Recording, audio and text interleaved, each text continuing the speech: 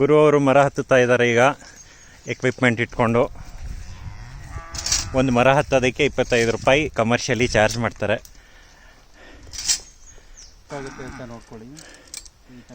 ಸಿಂಪಲ್ಲಾಗಿ ಬೆಲ್ಟ್ ಹಾಕಿ ಕಟ್ಟಿಬಿಟ್ಟು 150 kgವರೆಗೂ ಸಪೋರ್ಟ್ ಮಾಡುತ್ತೆ.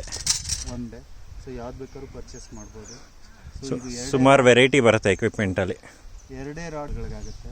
ಸೊ ನಾವು ಸ್ವಲ್ಪ ಹೆವಿ ವೆಯ್ಟ್ ಇದ್ದೀವಿ ಅಂತ 3 ರಾಡ್ ತೊಗೊಂಡಿದ್ದೀವಿ.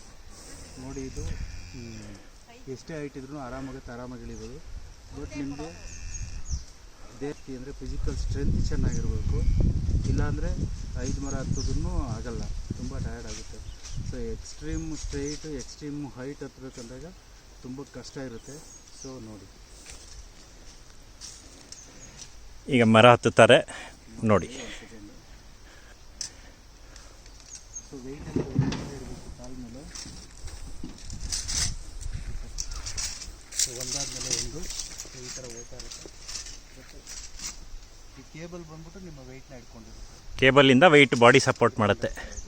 ಮತ್ತು ಈ ಕಡೆ ವೆಯ್ಟ್ ಇದೆ ಇವಾಗ ಲೆಫ್ಟಲ್ಲಿ, ಮತ್ತು ಇವಾಗ ರೈಟಲ್ಲಿ. ಮರ ಹತ್ತುವಾಗ ಭಯ ಪಡದೆ ಮೇಲೆ ಹತ್ತಬೇಕು ಧೈರ್ಯವಾಗಿ. ಮತ್ತು ಲೆಫ್ಟಲ್ಲಿ ಆ ಥರ.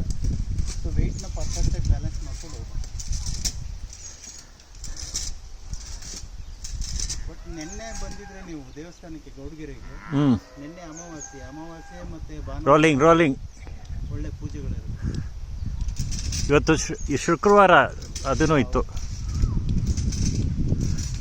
ಶುಕ್ರವಾರನೂ ಚೆನ್ನಾಗಿರುತ್ತೆ.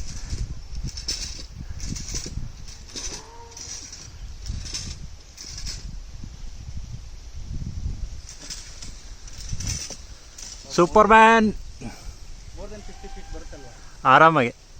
60-70 ಅಡಿ ಇದೆ. 60-70 ಅಡಿ ಇದೆ. ಇದೆಯಾ?